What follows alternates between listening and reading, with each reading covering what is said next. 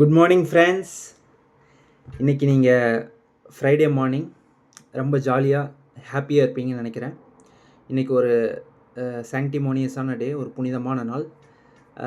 அதனால் நீங்கள் ஒரு சில பேர் கோயிலுக்கு போகலாம், இல்லை இஷ்ட தெய்வத்தை பார்க்குறதுக்காக அந்த சில கோயில்களுக்கு போகலாம்.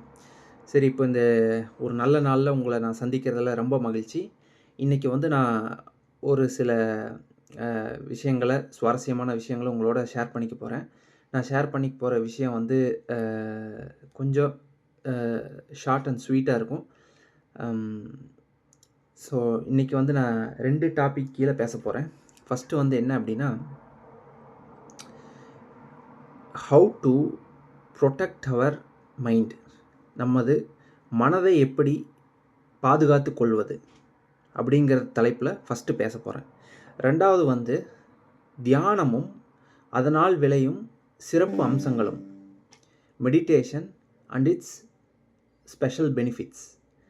இதை ரெண்டாவது தலைப்பாக பேச போகிறேன். ஸோ ஃபஸ்ட்டு ஒரு முக்கியமான தலைப்பு, நமது மனதை எப்படி பாதுகாத்து கொள்வது, how to protect our mind. இதைத்தான் நான் பேச போகிறேன்.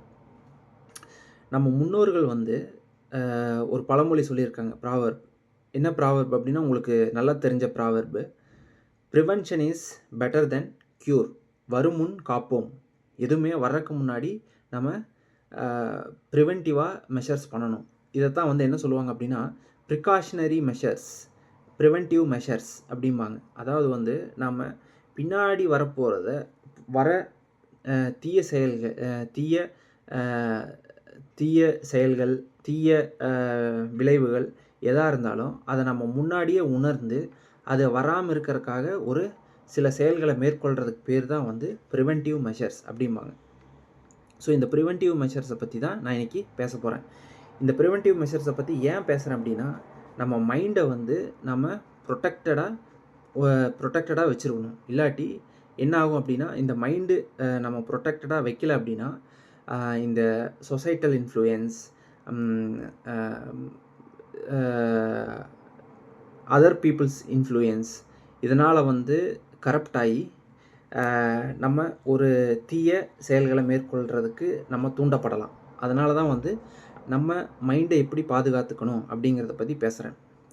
நம்ம மைண்டை ஃபஸ்ட் பாதுகாத்துக்கிறதுக்கு முதல்ல தேவையான விஷயம் என்ன அப்படின்னா, அவேர்னஸ் அப்படின்னா விழிப்புணர்வு அப்படிங்கிறது உங்களுக்கு நல்லா தெரிஞ்சிருக்கும். விழிப்புணர்வு எப்படின்னா என்னென்னா,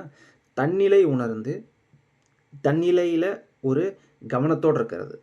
இதுக்கு பேர் தான் விழிப்புணர்வு ஆர் அவேர்னஸ்.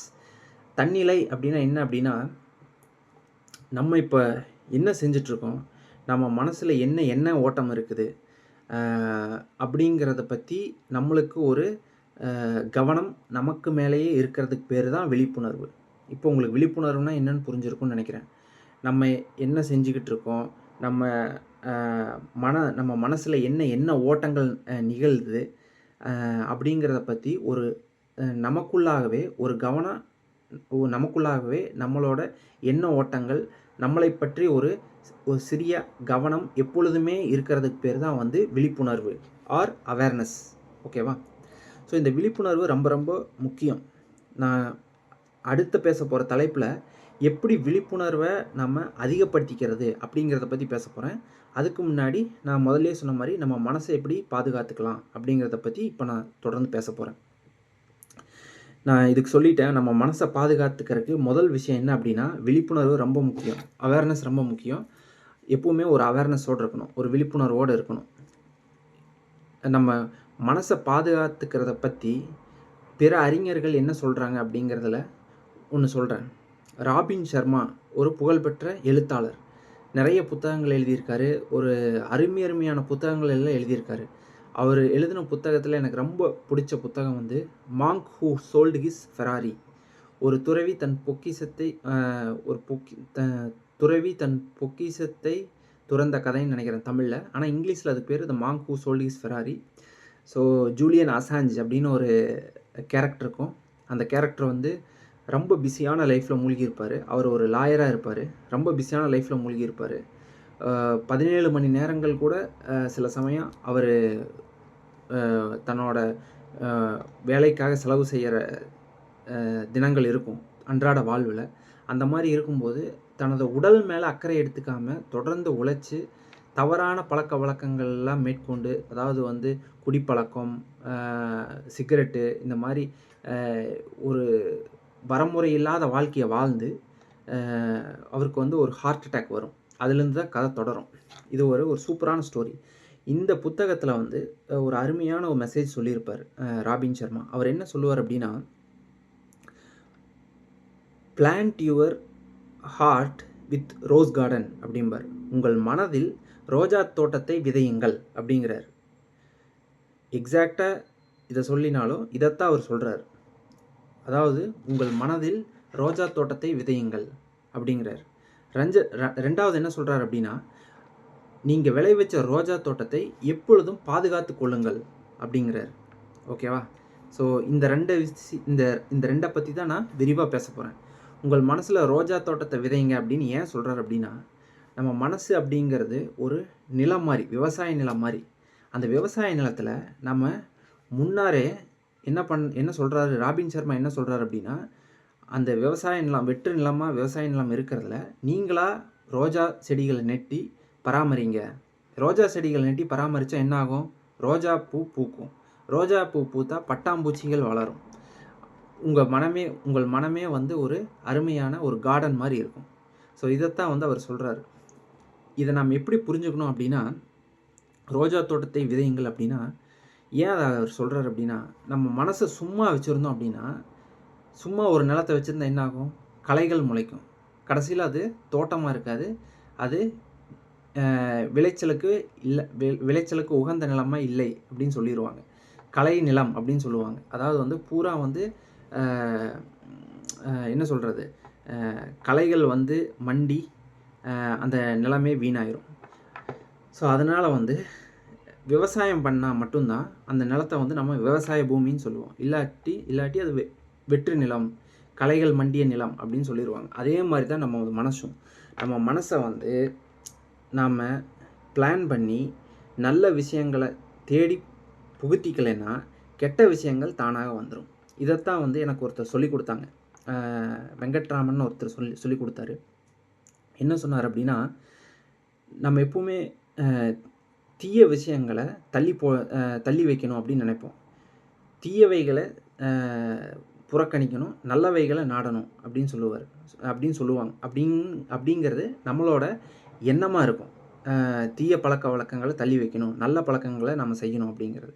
ஆனால் அது எப்படி நம்ம தினந்தோறும் வாழ்க்கையில் செய்கிறது அப்படின்னா, நல்லவைகளை நாட தீயவைகள் தானாக அகலும் அப்படின்னு சொன்னார். அப்படின்னா என்ன பொருள் அப்படின்னா, நாம் நல்லது என்னன்னு தெரிஞ்சு அதை தொடர்ந்து அட்வான்ஸாக அந்த நல்லதை நம்ம செஞ்சுக்கிட்டே இருக்கணும். அப்படி செஞ்சுட்டே இருக்கும்போது தீயவைகள் நம்மளை விட்டு தானாக போயிடும். ஆனால் நீங்கள் சும்மாவே உட்காந்துட்டு நம்ம தீயவைகளை தவிர்க்கணும், தீய பழக்கங்கள் செய்யக்கூடாது அப்படின்னா உங்களுக்கு தீய பழக்கங்கள்லேருந்து நீங்கள் வெளிவர முடியாது. அதே மாதிரி தீய பழக்கங்கள் உங்களை ஈஸியாக தேடி வந்துடும். அதனால தான் என்ன சொல்கிறாங்க அப்படின்னா, நல்ல பழக்கங்கள் என்னன்னு தெரிஞ்சு அந்த நல்ல பழக்கங்களை நாம் வாலண்டியராக செய்யும்போது தீய பழக்கங்கள் தானாக நம்மளை விட்டு விலகும் அப்படிங்கிறத அவர் சொன்ன கருத்து. இதை தான் ராபின் சர்மாவும் சொல்கிறாரு. இதைத்தான் வந்து அவர் என்ன சொல்கிறார் அப்படின்னா, plant your heart with rose garden அப்படிங்கிறாரு. ஸோ அதனால் நம்ம அன்றாடம் வாழ்வில் எப்படி நம்ம கட்டமைக்கிறது அப்படின்னா, நீங்கள் ஒரு ஃப்ரைடே ஈவினிங் இருக்கிறீங்க அப்படின்னா, இந்த மாதிரி குடிப்பழக்கம் இதிலேருந்து தவிர்க்கணும், நம்ம வெளியே வரணும் அப்படின்னு நினச்சிங்கன்னா, நீங்கள் ஃப்ரைடே ஈவினிங் வந்து ஒரு படத்துக்கு போகலாம். முன்னாடி அட்வான்ஸாகவே ஒரு படத்துக்கு புக் பண்ணி அந்த ஃப்ரைடே ஈவினிங்கை நீங்கள் ப்ரொடெக்ட் பண்ணிக்கலாம். இல்லாட்டி ஃப்ரைடே ஈவினிங் நீங்கள் ஒரு ஹிந்துவாக இருந்தால் கோயிலுக்கு போகலாம். கோயிலுக்கு போய் அந்த டைமை நீங்கள் சேஃப்கார்ட் பண்ணலாம். ஸோ இந்த மாதிரி நம்ம அட்வான்ஸாக பிளான் பண்ணணும். அப்புறம் சாட்டர்டே ஈவினிங் அப்படின்னா ஒரு படத்துக்கு போயிடலாம், ஒரு சினிமா பார்க்கலாம். அப்புறம் சண்டே அந்த மாதிரி இருந்துச்சுன்னா ஏதாவது ஒரு பிற மனிதர்களை போய் நேராக சந்திக்கலாம், அவங்களோட கான்டாக்ட் நம்ம எஸ்டாப்ளிஷ் பண்ணிக்கலாம். இந்த மாதிரி நம்ம மனிதர்களை தேட ஆரம்பிக்கும் போது தான் நல்ல மனிதர்கள் வந்து நம்மளுக்கு கிடைப்பாங்க. நல்ல மனிதர்கள் இங்கே வந்து ரொம்ப சொற்பம். அவங்கள தேடி தான் நம்ம பிடிக்கணும். அதனால தான் வந்து மக்களை நம்ம தேடி ஒரு பயணத்தை மேற்கொள்ளணும். எப்போவுமே அதான் மக்களை தேடிக்கிட்டே இருக்கணும். நிறைய பீப்புளோட கான்டாக்ட்ஸ் வச்சுக்கணும். நீங்கள் நிறைய இந்த மாதிரி மக்களை தேடி தேடி புதுசு புதுசாக கான்டாக்ட்ஸ் டெவலப் பண்ணிங்கன்னா உங்களுக்கு நிறைய விஷயங்கள் சுலபமாக முடியும். எல்லா விஷயங்களும் உங்களுக்கு தெரிஞ்சிருக்காது. ஆனால் உங்களுக்கு தெரிஞ்சவர் வந்து அவருக்கு தெரிஞ்ச விஷயங்கள உங்களுக்கு சொல்லலாம். அது மூலியமா உங்களுக்கு வந்து சில வேலைகள் வந்து சீக்கிரமா முடியலாம். ஸோ அதனால தான் வந்து மக்கள தேடி ஒரு பயணம் பண்ணணும் அப்படின்னு நான் சொல்றேன். 2வது என்ன அப்படின்னா, நான் முதல்லயே சொன்ன மாரி, ஃபர்ஸ்ட்டு வந்து நம்ம மனச பாதுகாத்துக்கறக்கு வந்து விழிப்புணர்வு ரொம்ப முக்கியம். இதனால தான் Robin Sharma plant your heart with rose கார்டன்ங்கிறாரு. உங்கள் இதயத்தில் ரோஜா தோட்டத்தை விதையுங்கள்ங்கிறார். 2வது வந்து நீங்க அப்படி விதைச்ச ரோஜா தோட்டத்த வந்து எப்பவுமே ஒரு சேஃப்கார்ட் பண்ணிக்கங்க. புரொடெக்டிவா இருங்க. ஒரு விழிப்புணர்வோட இருங்க. விழிப்புணர்வோட இருக்கிறது எப்படி நம்ம மனசுல இருக்கிற ரோஜா தோட்டத்த பாதுகாக்கறக்காக விழிப்புணர்வோட எப்படி இருக்கிறது அப்படின்னா, நல்ல விஷயங்கள நீங்க செய்ய ஆரம்பிக்கணும். அதாவது வந்து ஒரு கோயிலுக்கு போங்க, ஒரு மெடிடேஷன் சென்டருக்கு போங்க, படத்துக்கு போங்க, இல்ல ஒரு நல்ல பீப்புள பாருங்க. இல்ல டெய்லி ஒரு டைம் அலாட் பண்ணி அந்த டைம்ல வந்து ஸ்கிப்பிங், சிட் அப்ஸ், எந்த எக்யூப்மெண்ட்ஸுமே இல்லாம புஷ் அப்ஸ், புல் அப்ஸ், செமி ஸ்குவாட் இந்த மாதிரி இதெல்லாம் பண்ணலாம். இப்படியெல்லாம் ரெகுலரா பண்ணிட்டு வந்தீங்க அப்படின்னா, நீங்க நல்ல விஷயங்கள தேடி நீங்க போக போக உங்களோட டைம் வந்து ஃப்ரூட்ஃபுல்லா ஹார்வெஸ்ட் ஆகும். அப்படி ஃப்ரூட்ஃபுல்லா ஹார்வெஸ்ட் ஆகும்போது உங்களுக்கு வந்து தீய பழக்கங்கள் உள்ள நுழையறக்கு வழியே கிடையாது. இந்த மாதிரி தான் நம்ம சேஃப்கார்ட் பண்ண முடியும். நல்ல விஷயங்கள நீங்க தேடி தேடி வாலண்டியரா ப அத நோக்கி போகும்போது, அத செய்ய ஆரம்பிக்கும்போது, தீய விஷயங்களுக்கும் உங்களுக்கு இருக்கிற தூரம் அதிகமாயிட்டே வரும். இப்படி தான் வந்து நம்ம மனச பாதுகாத்துக்க முடியும். ஸோ, இப்ப நான் வந்து இந்த மனதை பாதுகாக்கும் வழிமுறைகள் என்ன? எப்படி? அப்படிங்கிறத பத்தி தெளிவா சொல்லிட்டேன். ஃபர்ஸ்ட்டு என்ன சொன்னேன் அப்படின்னா, நம்ம மனச பாதுகாத்துக்கறக்கு அடிப்படையானது விழிப்புணர்வோட இருக்கணும். விழிப்புணர்வுனா என்ன? நம்மளோட நம்மளோட மனதுல என்ன ஓட்டம் நிகழ்ந்து கொண்டிருக்கிறது அப்படிங்கிறதுல ஒரு கவனத்தோட இருக்கிற நிலைப்பாட்டுக்கு பேரு தான் வந்து விழிப்புணர்வு. ஸோ விழிப்புணர்வுனா என்னன்னு சொல்லிட்டேன். அடுத்தது உங்க மனச வந்து ரோஜா தோட்டத்த விதைங்க அப்படின்னு சொல்லிட்டேன். ராபின் சர்மா சொன்ன மாரி. ரோஜா தோட்டத்த எப்படி விதைக்கணும் அப்படின்னா, நல்ல விஷயங்கள் என்னென்ன அப்படின்னு பார்த்துட்டு, அத நீங்க தொடர்ச்சியா ரொட்டீனா பண்ண ஆரம்பிங்க. தேடி தேடி பண்ண ஆரம்பிங்க. இப்படி தேடி தேடி ரொட்டீனா பண்ண ஆரம்பிக்கும்போது, தீய விஷயங்களுக்கும் உங்களுக்கும் இருக்கிற தூரம் அகலும். இதன் மூலியமா உங்க மனச நீங்க பாதுகாத்துக்க முடியும். ஒரு விழிப்புணர்வோட நல்ல விஷயங்கள செய்யும்போது, உங்க மனசுல வந்து நல்ல விஷயங்கள் மட்டும் தான் நடைபெறும். அப்புறம் அந்த நல்ல விஷயங்கள் தொடர்ந்து நடைபெறுவதற்காக ஒரு பாதுகாப்பு கவசத்த நீங்க உங்களுக்கு போட்டுக்கலாம். ஸோ இத பத்தி தான் நான் ஃபர்ஸ்ட்டு பேச வந்தேன். பேசிட்டேன். ஸோ உங்க மனச எப்படி பாதுகாத்துக்கிறது அப்படிங்கிறது உங்களுக்கு தெரிஞ்சிருக்கும். 2வது வந்து நான் சொல்ல வந்த விஷயம் என்ன அப்படின்னா, தியானம். தியானம் அதன் சிறப்பு தியானமும் அதன் சிறப்பு பயன்களும். Meditation and its special benefits. இதில என்ன சொல்லப் போறேன் அப்படின்னா, தியானம் நீங்க பண்ண ஆரம்பிச்சீங்க அப்படின்னா, உங்களுக்கு வந்து விழிப்புணர்வு நான் முதல்லயே சொன்ன மாரி, உங்கள நீங்க பாதுகாத்துக்கறக்கு தேவைப்பட வேண்டிய முதல் விஷயம் என்ன? விழிப்புணர்வு. இந்த விழிப்புணர்வ எப்படி நம்ம நீங்க எந்த நிலைப்பாட்டுல, எந்த மனநிலையில இருந்தாலும் தியானம் பண்ண ஆரம்பிச்சீங்கன்னா, உங்களோட விழிப்புணர்வு அதிகமாகும். இதுக்காக தான் நான் தியானம் பண்ண சொல்றேன்.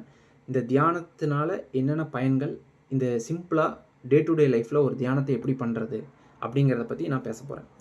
டே டு டே லைஃப்ல நீங்க சிம்பிளா தியானம் பண்ண ஸ்டார்ட் பண்ணணும் அப்படின்னு நினைச்சீங்கன்னா, விபாசனா தியானம் பண்ணலாம். விபாசனா மெடிடேஷன் சொல்லுவாங்க. விபாசனா மெடிடேஷன்னா ஒண்ணும் இல்ல. நல்ல சமணங்கால் போட்டு உட்காந்து, முதுகெலும்ப ஸ்ட்ரெயிட்டா வச்சு, தலைய ஸ்ட்ரெயிட்டா வச்சு, கண்ண மூடி, உங்க மூச்ச நீங்க கவனிக்கணும். நீங்க மூச்ச உங்க கவனத்த செலுத்தி அதிகமா இழுக்கவும் தேவையில்ல, அதிகமா வெளிவிடவும் தேவையில்ல. தானா நிகழ்ற மூச்ச நீங்க கவனிக்க ஆரம்பிக்கணும். முதல் கொஞ்ச நிமிஷத்துல வந்து நீங்க மூச்சு வாலண்டியரா நீங்க உள்ள இழுத்து வெளிய விடுற மாரி இருக்கும். அப்புறம் ஒரு 2, 3 நிமிஷம் கடந்ததுக்கப்புறம், அந்த மூச்சு அப்படிங்கிறது ஒரு தானா நிகழ்ற செயல். It is an automatic process. அந்த ஆட்டோமேட்டிக் ப்ராசஸ்க்கு போம்போது, நீங்க மூச்ச இழுக்கவும் மாட்டீங்க, வெளிவிடவும் மாட்டீங்க. ஆனா மூச்சு உள்ளே இழுத்து வெளியே உள்ளே வந்துட்டு வெளியே போயிட்டுருக்கும். இந்த ஆட்டோமேட்டிக் ப்ராசஸை நீங்கள் மனசை அதன் மூலயமா செலுத்துனீங்க அப்படின்னா, உங்கள் கவனத்தை மூச்சு மேலே வைக்கிறதுக்கு பேர் தான் விபாசனா தியானம். இப்படி முதல் வந்து 5 நிமிஷம் ப்ராக்டிஸ் பண்ணுங்கள். கண்ணை மூடிக்கணும், முதுகெலும்பு ஸ்ட்ரெயிட்டாக வச்சுக்கணும், சமணங்கால் போட்டு ஒரு விரிப்பு மேலே உட்காந்துக்கணும். உட்காந்துட்டு 5 நிமிஷம் உங்கள் மூச்சை மட்டும் கவனிங்க. வேறு எதையுமே நீங்கள் நினைக்கவோ மனசில் வந்து எதையுமே நினைக்க தேவையில்லை. ஏன்னா நம்ம இங்கே வந்து ஒருமுகப்படுத்த போகிறதில்ல, மனசை வந்து கான்சன்ட்ரேட் பண்ண போகிறதில்ல. அதுக்கு பதிலாக வந்து மனசை வந்து ஒரு இடத்துல வந்து நம்ம ஒரு செயல் மேலே மனசை வைக்க போகிறோம். அதனால் வந்து மூச்சு மேலே மட்டும் மனசை வச்சு இப்படி கண்ணை மூடி இப்படி மூச்சு இழுக்கிறீங்க விடுறீங்க அப்படின்னா உங்களோட மனசை வந்து மூச்சு மேலே மட்டுமே வைங்க. முதல்ல 5 நிமிஷம் பண்ணிட்டு வாங்க. இதை பண்ணீங்க அப்படின்னா உங்களுக்கு வந்து விழிப்புணர்வு அதிகமாகும். ஏன் விழிப்புணர்வு அதிகமாகும் அப்படின்னா, நார்மலாக உங்கள் மனம் அப்படிங்கிறது என்னன்னு தெரியும். அந்த மனசை நம்ம அளந்தோம் அப்படின்னா மனம் அப்படிங்கிறது என்ன அப்படின்னா எண்ணங்களின் தொகுப்பு. ஓகேவா? எண்ணங்களின் தொகுப்பு. எண்ணம் தான் வந்து மனதின் அடிப்படை. இந்த எண்ணத்துக்கு ஒரு ஓட்டம் இருக்குது. இந்த எண்ணம் வந்து எவ்வளோ சைக்கிள்ஸ் பர் செகண்டில் ஓடிக்கிட்டு இருக்கு அப்படின்னு சொல்லுவாங்க. இந்த எண்ணம் வந்து எண்ணம் அப்படிங்கிறது வந்து ஒரு ஓட்டத்துக்கு உகந்தது. அந்த ஓட்டத்துக்கு ஒரு அளவீடு உண்டு. அந்த அளவீடு வந்து எப்படி மெஷர் பண்ணுவாங்க அப்படின்னா சைக்கிள்ஸ் பர் செகண்ட்னு சொல்லுவாங்க. நீங்கள் நார்மலாக தியானம் பண்ணாமல் இருந்தீங்கன்னா இது வந்து உங்கள் மனசு வந்து பீட்டா ஸ்டேட்டில் இருக்கும். பீட்டா ஸ்டேட் அப்படின்னா என்ன அப்படின்னா 13 சைக்கிள்ஸ் பர் செகண்ட்லேருந்து 30 சைக்கிள்ஸ் பர் செகண்ட் வரைக்கும் இருக்கும்.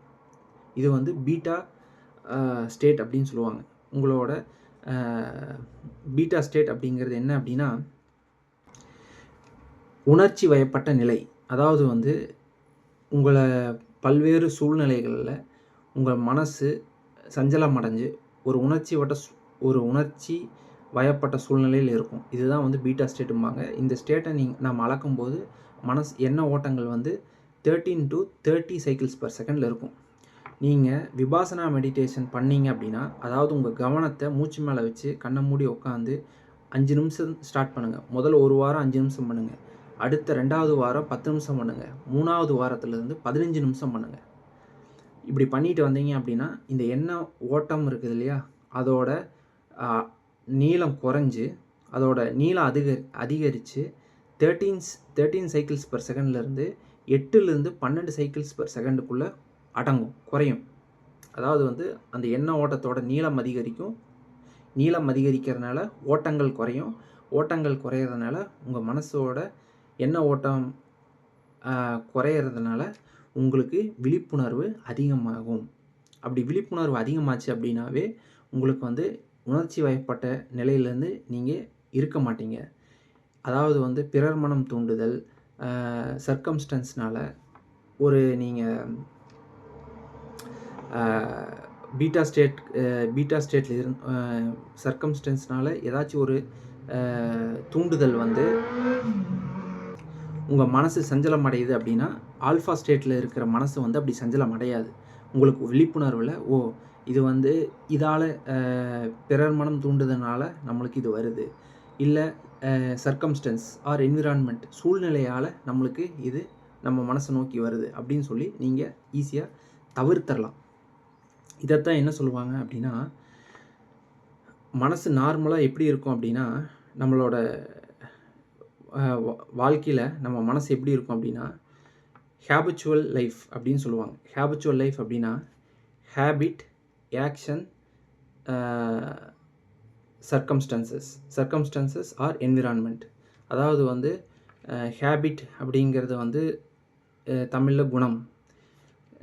ஹேபிட் ஒரு பழக்கம், குணம் இல்லை பழக்கம். ஹேபிட் அப்படிங்கிறது பழக்கத்தினால் உண்டாகும் செயல், ஆக்ஷன். அந்த செயல் வந்து ஒரு சர்க்கம்ஸ்டன்ஸ், அதாவது வந்து சூழ்நிலை. இப்படித்தான் வந்து உங்கள் வாழ்க்கை போயிட்டுருக்கும். ஹேபிச்சுவல் உங்கள் லைஃபே, உங்களோட செயலே எப்பவுமே வந்து ஒரு ஹேபிச்சுவல் லைஃப்பில் இருக்கும். அதாவது வந்து பழக்கம், செயல், சூழ்நிலை. இது அப்படியே மாறி வரும். ஒரு சூழ்நிலையால் ஒரு செயல், அதால் வந்த பழக்கம், இப்படியும் வரும். இப்படி தான் உங்கள் லைஃப் போயிட்டுருக்கும். ஆனால் தியானம் பண்ண ஆரம்பிச்சிங்க அப்படின்னா ஹேபிச்சுவல் லைஃப்லேருந்து எக்ஸ்பிளனேட்டரி லைஃபுக்கு போவீங்க. பழக்க வழி வாழ்க்கையிலிருந்து விளக்க வழி வாழ்க்கைக்கு செல்வீர்கள். இதுதான் வந்து தியானத்தில் ஒரு சிறப்பம்சம். தியானத்தால் பல சிறப்பம்சங்கள் இருக்குது. தியானத்தால் வர அடிப்படை சிறப்பம்சம் என்ன அப்படின்னா பழக்க வழி வாழ்க்கையிலிருந்து விளக்க வழி வாழ்க்கைக்கு போகிறது. transitioning from habitual life to explanatory way of life or explanatory life அப்படின்னு சொல்லுவாங்க. விளக்க வழி வாழ்க்கை அப்படின்னா என்ன அப்படின்னா செயல் விளைவு தத்துவம்னு ஒன்று இருக்குது.